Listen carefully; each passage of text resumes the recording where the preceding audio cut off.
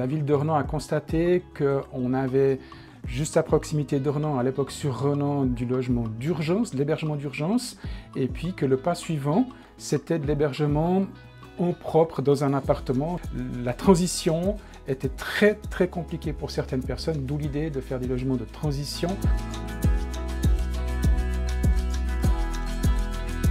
Alors on peut considérer que ce projet est un projet phare dans la mesure où en Suisse, en général, ce sont les villes et les communes qui jouent un rôle central dans la mise à disposition d'offres d'aide au logement. Ce qui est plus rare, en revanche, c'est que des villes de taille moyenne ou des grandes communes s'engagent activement, comme c'est le cas de Renan.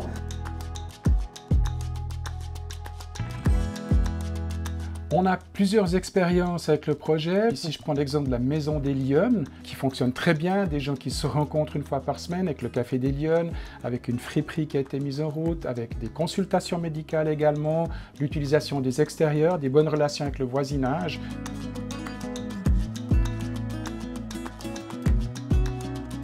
L'analyse pour nous est importante de façon à avoir des regards croisés sur les différentes expériences qu'on a menées. Les objectifs de cette étude, ils étaient au nombre de 3. Premièrement, documenter l'offre de logement de transition du point de vue de sa production. Le deuxième, c'était de documenter l'offre de logement de transition, mais cette fois du point de vue plutôt de sa réception.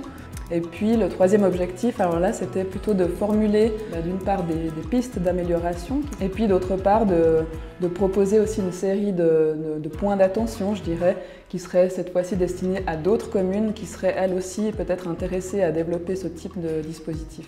Quels conseils peut-on donner aux communes qui souhaiteraient développer un dispositif de logement de transition tel que celui de la ville de Renan? Il s'agit à ce niveau déjà de connaître la situation du marché du logement, connaître également la situation et les besoins des ménages et des personnes, faire un état des lieux des ressources qui existent déjà, faire un état des lieux de l'existant. Et puis enfin, peut-être mettre en place une veille des biens immobiliers vacants, mais aussi disponibles.